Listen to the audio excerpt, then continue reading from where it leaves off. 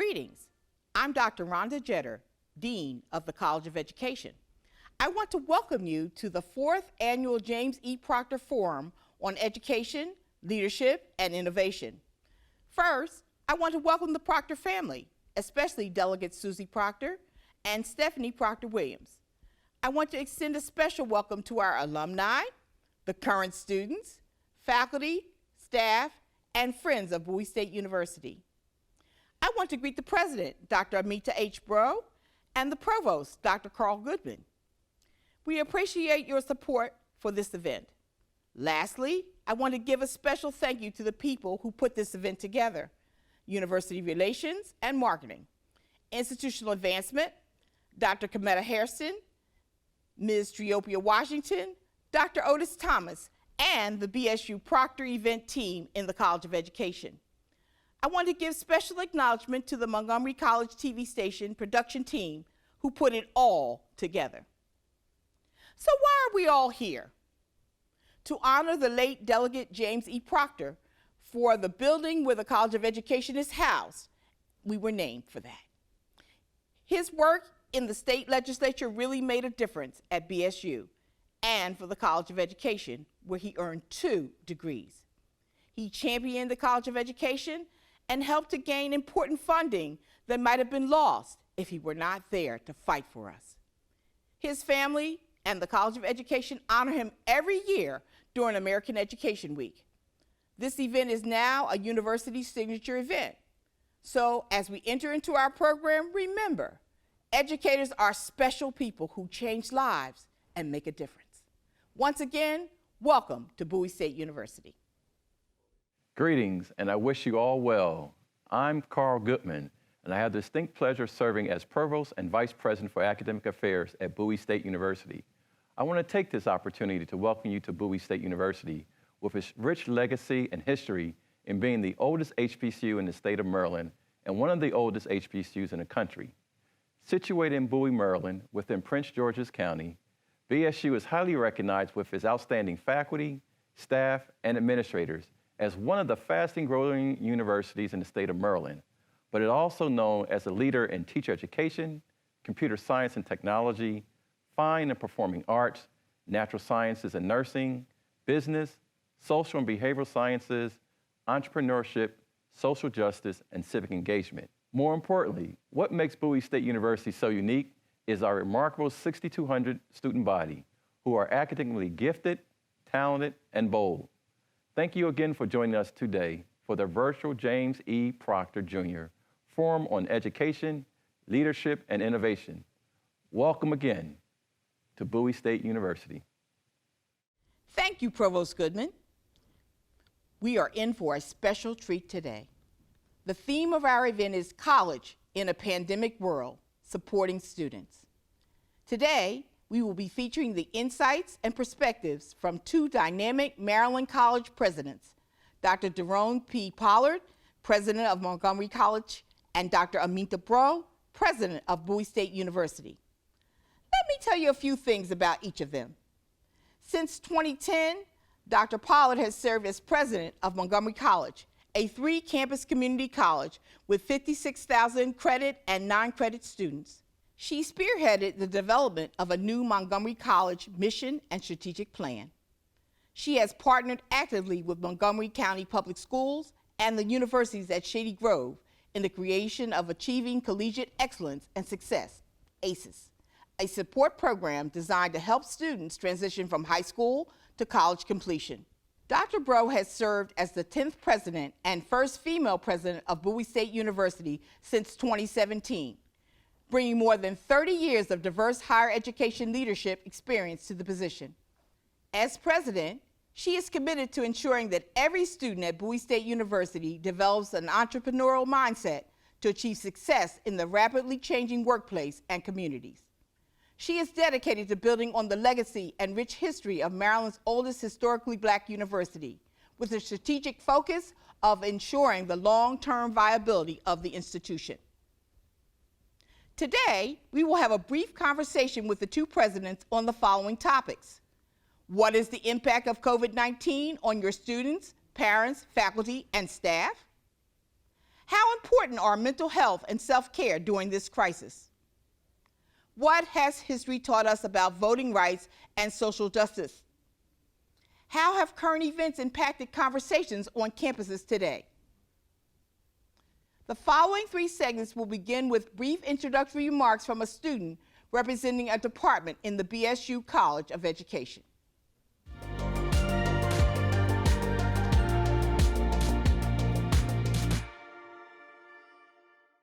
Hello, my name is Elton Wright.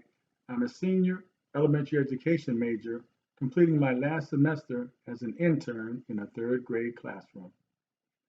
I'm looking to graduate on December 18, 2020. The COVID-19 pandemic has impacted the Bowie State University community in its entirety. It has affected the campus atmosphere, that sense of being connected. From the student's perspective, pursuing higher education is a lifelong dream, an opportunity that may come along once in a lifetime. Many students are the first in their families to attend college. Students are missing full access to being on campus and participating in the rich HBCU cultural experiences, like showing their school spirit and supporting Bulldog Nation in sporting events, and spending an evening at a theatrical performance or concerts by the BSU Choir. The warm and welcoming atmosphere associated with being on campus is lost. I often hear professors say how much they miss interacting with their students in person. The professors and staff, with their endearing nature, have a history of enriching the lives of their students academically and preparing them to carry the charge to the next generation. These collaborative interactions have been replaced with Zoom screens. The feeling of isolation and emotional stress you experience from hours of sitting in front of a computer screen cannot be overemphasized. It affects students, faculty, and staff alike. Many college-bound students have returned home to continue their education virtually due to campus housing closures and lack of employment in some cases. An overarching part of the HBCU experience is the spiritual faith that makes us and sustains us, and the importance of not forgetting where we came from. The COVID-19 pandemic has given a new meaning to the HBCU legacy and all that it represents. And this is how we do it. Hello, I'm Aminta Breaux, the very proud 10th president of Bowie State University, and I'm very pleased to be here sharing this stage, albeit virtually, with my dear colleague, Dr. Pollard from Montgomery College. It's great to see you. Thank you so much, Dr. Breaux. I've been looking forward to this for some time, and the opportunity to share this space with you, albeit virtual, is certainly one that will hopefully mark the start of a wonderful relationship and continued conversations, and hopefully ones we'll be able to have in person in the near future. I'm sure that will happen very, very soon. We'll make it happen. I would like to begin, before we jump into our first topic, to also acknowledge Stephanie Williams for her leadership on the James E. Proctor Lecture. And a big thank you to our alumni, Delegate Susie Proctor, and to the entire Proctor family for once again sponsoring this event and also continuing to support Bowie State University as we continue what we call our Racing to Excellence journey, the name of our strategic plan here at Bowie State University. Thanks to all for your support throughout this year, especially, but as always, each and every year for what you do for BSU. I'd like to begin with answering the question at hand, and that is the impact of COVID-19 on our faculty, staff, and students in our entire community. It has indeed, COVID-19 had a significant impact on our campus community, as one might expect. Lives have been touched through illness, as well as, unfortunately, the deaths that have been experienced throughout our country and around the world. Every one of us has been touched by the impact of COVID-19, but also with a second crisis that we have faced, and that is the crisis of social injustice in our society, as well as the intersectionality of the two. And so everyone has been impacted. And as we started this academic year, we went into it with, at the top of our guiding principles, safety first, and making sure that we opened the campus in a way that was recognizing safety was paramount to our thinking and how we deliver education in this new normal, in this different environment, and indeed during these crises. Our model that we have implemented here is known as the first-year hybrid intensive model, meaning that any first-year student that wanted to be here on the campus, we wanted to afford an opportunity for them to engage with Bowie State University as the first HBCU in the state of Maryland. We're known as being this warm and welcoming environment, and we wanted to ensure that they connected with their new institution of higher learning. We couldn't bring back over 6,200 students. Our enrollment is up. I'm very pleased to say that. Retention is up, but we knew we couldn't safely return every student back to the campus. So what did we do? We employed a number of safety strategies, from new protocols, symptom monitoring, testing, and so much more to ensure safety first was paramount in our guiding principles. Most of our students are still learning virtually, while we have provided our first-year students with some in-classroom learning experiences with our new protocols in place. And I'll stop there. And there's so much more we could share, but we want to allow more time for dialogue. And so I'll stop here, President Pollard. Well, thank you so much, Dr. Breaux. And in the reality that you describe is certainly very similar to that of Montgomery College. We have the honor of serving approximately 55,000 students on 3 campuses. So the significance of the decisions we make, just as you are so impactful on so many different people. We had a couple of guiding principles that led us in this process. One, as you described, this idea of health and safety that had to figure paramount for both students and employees. But second, and probably more importantly for us, has also been with the student, is recognizing that we need to treat our students both as learners and as consumers. And if we were to do that effectively, we had to make decisions early about the organizations they could plan for that fully, and that we would also adapt in a time that was necessary for us to be able to do so. Because we know that our students oftentimes at a community college are here not because of lack of ambition or choice, but oftentimes because of poverty.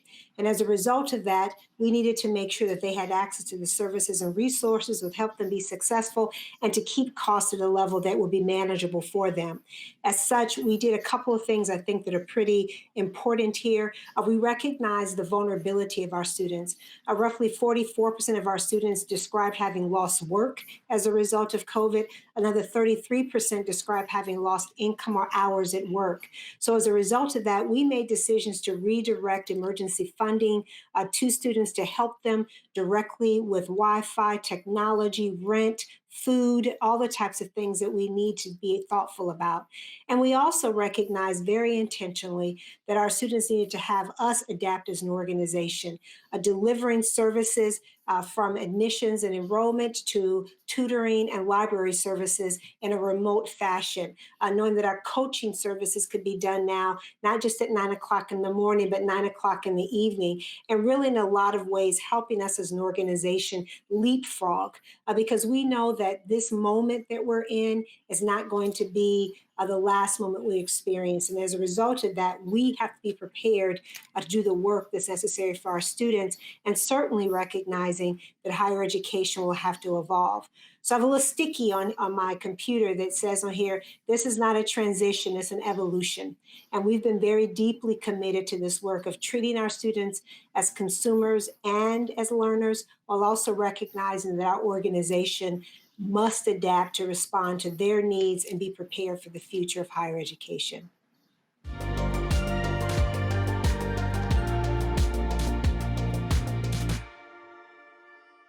Hello, my name is Emoni Johnson, and I'm a student in the Master of Arts in Mental Health Counseling program.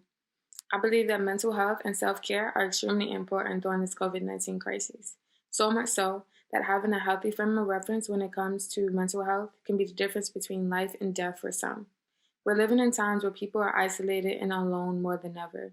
Those who are in the hospital are unable to have visitors due to health hazards. New parents are unable to bring in their families and support systems when they are bringing children into this world. And domestic violence is at an all-time high. Without the presence of strong mental health systems and self-care applications, the survival and well-being of every individual is put into jeopardy. Taking care of the mind, body, and spirit while remaining mindful of the world around us will help us to remain in good spirits while uplifting those in our social circles who are struggling to keep joy and light in their minds, hearts, and spirits. So the issue of mental health is a challenging one for our society. It has been for a very, very long time, because unlike a physical health issue where it's visible, mental health is not always apparent, and how we address mental health continues to challenge us as a society. Yet it is so very important for us to address during a time of crisis and after the crisis. It's important for us to recognize in other individuals the stressors that are created through a crisis. And we talked already about two crises. We've talked about COVID-19. We've talked about social justice issues that continue to cause anxiety in our communities and create stressors. So on the college campus, as well as in our general community, these are issues that we've got to combat. And unfortunately, we've seen unfortunate incidents occurring in our society where it concerns policing. And these have been very vivid images, tragic images that we continue to have haunt us as we see them repeated over and over again in the media. So it's natural that as a population, we're facing anxiety, we're facing stress, and we have seen, as has been reported through the medical profession, an uptick in those seeking counseling, which is a good thing, individuals seeking medications for depression and other issues related to these crises and what we're experiencing. It's natural as human beings that we have these reactions, but it's also something that we have to recognize. And if we don't identify the problem, it's hard to solve it. So yes, we have seen issues on the campus and among our student population, as we see in the general population. Here at Bowie State University, we've taken steps and measures to address the issues, including, as we all are in these virtual environments, making sure that we continue to provide counseling services through our counseling department, continuing to have recreation for our students who are on the campus, enjoying one another's company, because we are social creatures. Human beings are social. We need to be next to each other, see each other. One of the most challenging aspects of addressing COVID-19 has been ensuring that individuals are staying 6 feet apart, because we're used to being close to each other. And that's not just an issue here on this campus, but in our general population. And so these are adjustments we've all had to make during this time of crisis. And it's caused an upheaval in our campus community, in our families. Many of us cannot see our families, and we're coming up on Thanksgiving, when we ordinarily will be looking toward, oh, we're going to get together with aunts and uncles and extended family members. And yet here we are in this new normal. So this has caused an upheaval. It has caused depression for some, anxiety, emotional stress. But it's important that we identify it. And just as we would, if we looked at someone and saw they had a broken leg, we would say, oh, you need to address that. You need to get that fixed. That's the same thing we have to do through this emotional upheaval when we see someone in distress who's going through an emotional crisis or a mental health crisis. Say, let's get you some help. Through counseling, spiritual help can be very helpful and supportive. Exercising, getting recreation, enjoying each other's company, but doing so in a safe manner with 6 feet apart, at least 6 feet apart, with our mask on. But we can still socialize, but at a distance. But we've got to address that this is an experience and it's real. It's not fake. It might not be as apparent as a broken leg or something that you do physically, but it does exist. And it is a normal reaction to what we're facing today. But the key is, let's get each other some support, reach out to each other, and say, hi, how are you doing? What we've done in terms of the educational pivot that we've made is encouraging our faculty members and our staff who are here supporting our students to check in with our students, check in with other employees. Employees on the campus have access to help as well. So all of this combined is what we need to do for one another to make sure we are indeed taking care of ourselves. You know that metaphor when you get on the airplane and you reach a certain altitude and the airplane loses altitude, the face mask drops down. What do? You put the mask on yourself first, and then you help somebody else. I'll leave you with that. What I think is so important about this is that we situate mental health as a part of a complete wellness strategy. And I think Montgomery College over the last several years has really been focused on wellness as an act of self preservation, but also an act of love and compassion. So, this idea of understanding how we then translate this into this type of environment where we're remote and not able, as Dr. Breaux says, to see each other, to feel each other, we have to figure out how to replicate that. I think first we acknowledge that it exists, and the fact that we even pose this question and are willing and able to talk about it is important because there's still so much stigma attached to mental health. So, this idea of seeing mental health as a part of a wellness strategy for physical, mental, emotional health is so essential for us. As a result of that, our student life area has been robust in the work that they've been doing to help figure out strategies to help students acknowledge and understand what mental health is, to understand that they have a responsibility to help protect themselves in this space, but also to help them understand what the resources are that are available in the same time, to create common opportunities for dialogue, to have fun activities that may get them out of the house, but also may get them in a way to be able to laugh and interact with each other, and also know if you need help, where to go for that help. We have that same reality for our employees, recognizing that this is, again, very isolating in a lot of ways. The stressors are profound. So, making sure that employees have activities to engage in within the college community, and conversely, that these same employees have an opportunity to know where they can get those resources when they need them outside of the workday. So, we are very privileged. I think to work in organizations that recognize that mental health is essential to student success and employee engagement, and that we try to make those resources available to our employees as frequently and as often as we can. Good advice. Very good advice.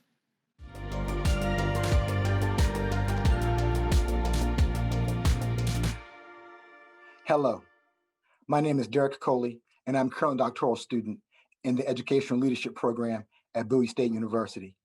Here we are in 2020, in the midst of a global pandemic, and across our televisions and social media devices, we see the image of George Floyd being crushed to death. Some even say that when he cried out the word mama, a collective spiritual consciousness stirred among African Americans across this country. Then the image of Ahmaud Arbery, killed while simply jogging, and the death of Breonna Taylor in her sleep. These acts of social injustice are just too much. Fannie Lou Hamer once cried out, "I am sick and tired of being sick and tired." We have to do better as a nation. We have to do better as a country. The movement we are seeing today, with so many people, not just African Americans, standing in long lines to vote, is real. While governor after governor in some states choose to close voting locations or request voter IDs, and even militias threatening to harass voters with individuals carrying open firearms is real. People, we cannot be afraid. Several people are not afraid. People are refusing to coward. People have a song deep in their hearts. I ain't gonna let nobody turn me around. We must continue to exercise our right to vote and make our voices heard. All of us must do our part to exercise our right to vote and tell others that you cannot march to honor George, Ahmaud, or Breonna, and so many others without casting a ballot to let your voice be known and to let their voices be heard from the grave. The time is now for students across this country, and particularly at Bowie State University, to stand up and to be counted. To not only vote, but we must also continue to achieve academic excellence, strive to make a difference in our families, our community, our state, and this nation. So many have died and sacrificed for us to be here and live free. Immigrating to Canada is not an option. Get out and vote. Thank you. We know that voting rights are a profound opportunity for us as Americans to exercise our vote in the democracy of our country, to exercise our vote, to understand that we are in this place committed to preserving our way of life, but also recognizing that we need leadership that helps us adapt and be actively engaged in that process. So for us at the college, we have been decidedly focused on engaging our students and our employees around voting.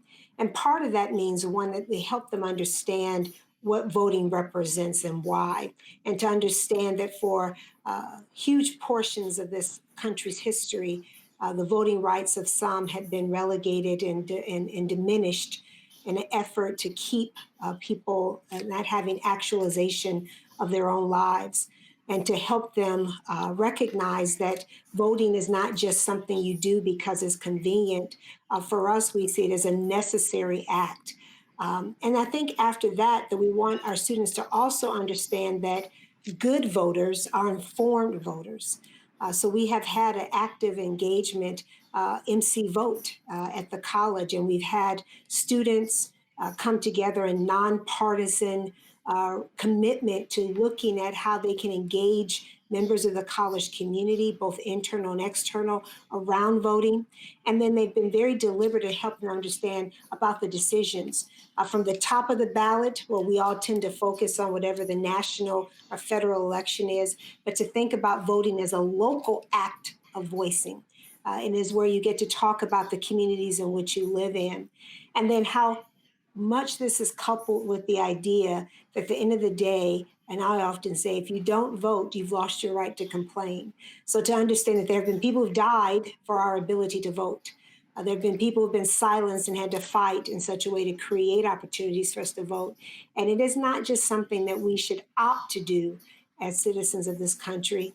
Certainly we watch around the globe where people are fighting to do this, but our own legacy here would demand that we engage our students and our employees in this, and to be highly informed voters as they step in. So I'm very pleased with the work we've been doing and look forward to seeing how students and employees process this moment. And based on what we're seeing about voter engagement thus far, I think this is going to go down as one of those milestone moments for our country as we think about the future of our democracy.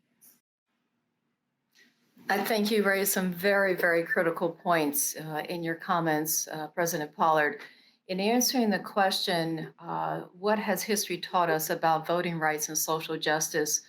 I would start with, it's important to know your history and know what has gone on before. President Pollard mentioned those who have gone on before us, knowing what they fought through to bring us to this point in our country where we have the right and the responsibility to vote. It doesn't come lightly, it didn't come easily. And it's important that we learn from our history that the responsibility we have doesn't stop when you leave the polls. We have to remain vigilant as citizens of this democratic society in ensuring that all of the rights in our right to vote, that it is fulfilled and the laws are enacted in ways that bring us greater justice and equity in our society. So voting is extremely important, but then what happens after you go to the polls? Those individuals you voted for, are they fulfilling what it and helping us all live up to what it means to live in a democratic society? And not lose sight of what happens after the fact, because we know that, there have been rights given to us and rights that have been taken away. And they can be taken away. So living in a free and democratic society comes with rights and responsibilities. We know that from our history, when the 15th Amendment was passed in 1870, giving the right to vote to newly freed slaves, African-American men. Well, we know that that wasn't the be-all and end-all, right? Because it wasn't until in the 1960s, 1965 Civil Rights Act, that we actually were able to have yet another law put on the books that made it possible for individuals to actually exercise their right to vote. We know that the 19th Amendment, ratified in 1920, gave American women the right to vote. But we also know that African American women and many others were not fully free to exercise their right to vote. So it's not enough that you see these laws put into place. We have to remain vigilant. That's what our history tells us, that, living in a free and just society, it's not free.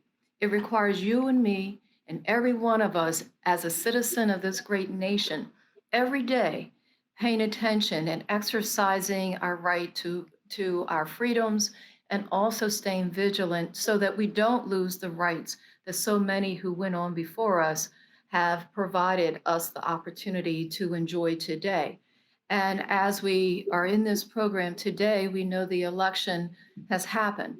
So I want to encourage each and every one who's on this, participating in this lecture today, to not just look at, okay, that's done. Well, the question is now what? Where do we go from here? Because everything is in great and wonderful as we wake up today. Everything is not right. And I have to imagine that there's so much more that we as a community, as one, can come together and say, we're going to make it better. But it's going to take all of us staying focused on our rights, but our responsibility as citizens and what that means. And what does that mean for education? Education has a role to play, as President Pollard said earlier, that it's important you know when you go to the polls, what are you voting for? Who are you voting for? Why are you voting? And that's where post-secondary education, our higher ed institutions come into play to help you think critically, analyze issues, discern fact from fiction. That's why we're here. And in order to us to live out a full, true, just society, it requires education and making sure that every citizen has a right to education.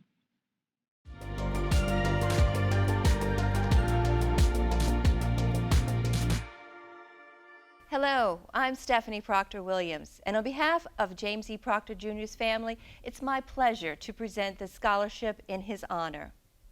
Jim was a proud alum of Bowie State University who never forgot the support and encouragement he received while working full-time, raising a family, and earning 2 degrees from BSU. As a father, a teacher, an administrator, and a legislator, Jim Proctor always put education first. While serving as a state delegate, Jim Proctor led the efforts to ensure over $200 million in state funding for the construction of the Fine and Performing Arts Center, as well as the Center for Natural Sciences, Mathematics, and Nursing right here on the BSU campus. This endowed scholarship reflects his love of Bowie State University and commitment to the teaching profession, as it recognizes the accomplishments of a student in the College of Education. The 2020 recipient of the James E. Proctor Jr. Endowed Scholarship is Leighton Williams. Leighton is a senior majoring in elementary education in the Department of Teaching, Learning, and Professional Development within the College of Education, where he is recognized as a leader among his peers. Leighton has received many awards for his academic and leadership accomplishments, including the Bowie Black Male Educator and Leader Alliance Outstanding Student Leader Award. He was also the 2019 recipient of the James E. Proctor Jr. Endowed Scholarship. So the primary objective of the James E. Proctor Jr. Endowed Scholarship is to encourage and empower future leaders in the field of education. Leighton most certainly is a future in education, and we wish him well. Congratulations, Leighton. Hello, my name is Leighton Williams, and I'm thrilled to be the recipient of the James E. Proctor Endowed Scholarship Fund. I'm a senior elementary education major here at Bowie State University, and an accomplished student leader. This year, I was elected by my peers to serve as the Student Government Association's vice president after serving as the executive secretary on the last administration. Additionally, I'm a founding undergraduate fellow and leadership team member in the Center for Research and Mentoring of Black Male Students and Teachers. I'm particularly grateful to the family of James E. Proctor Jr. for establishing the scholarship to recognize students such as myself in the College of Education. I'm proud to receive this scholarship that recognizes the commitment that Delegate James E. Proctor Jr. had to the teaching profession, leadership, and excellence. Thank you all.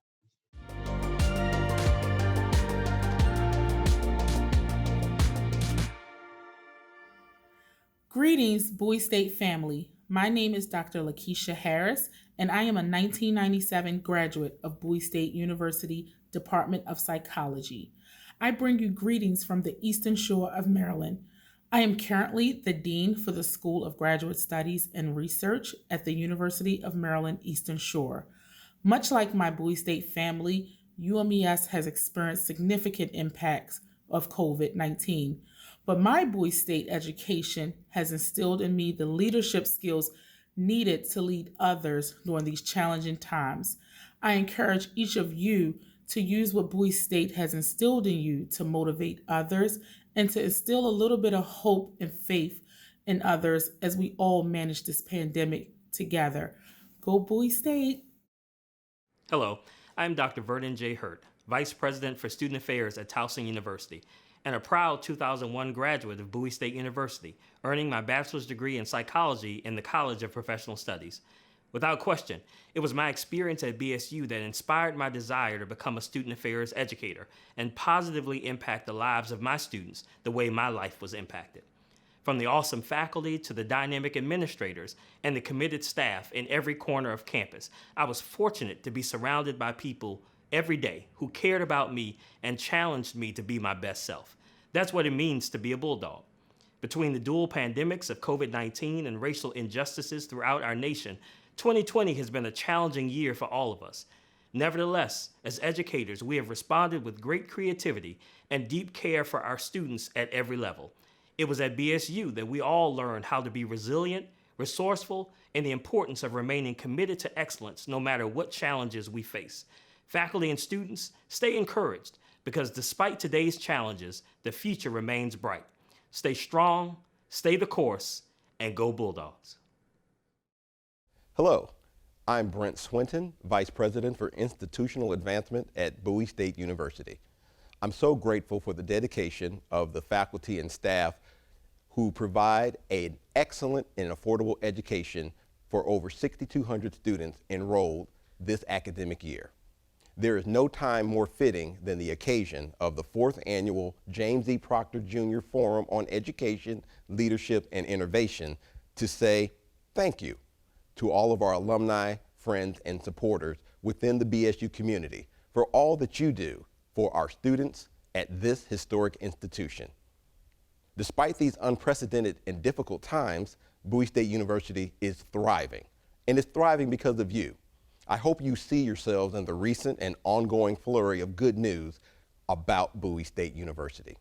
We are so very proud of our College of Education students, alumni, and faculty. What we now know as Bowie State University first began as a training ground for educators. That rich legacy is manifested today in the careers and accomplishments of generations of educators and administrators who call Bowie State University their alma mater. Bowie State University's College of Education is more than historical legacy. This institution is relevant to the needs of the 21st century. Education innovation is happening here and now. This event is but one shining example of BSU leading the conversation on the future of education. For these reasons and more, I am inviting you to join me as a donor to help secure the future of Maryland's first HBCU and supplier of educators and education leaders who are serving across Maryland, the region, and the nation. The Bowie State University College of Education is truly a worthy investment. Your gift, no matter the size, is an important vote of confidence that will attract larger support from others. This is especially true for donations from Bowie State University graduates. You can donate quickly and securely online where you can support the James E. Proctor Jr. Endowed Scholarship or the College of Education Annual Fund or any other designation of your choosing. What matters is that you stand boldly with BSU, by supporting our deserving students. And when circumstances allow, please come back to share your experience and your expertise with our future educators and to see how our beautiful campus has evolved and grown. Thank you.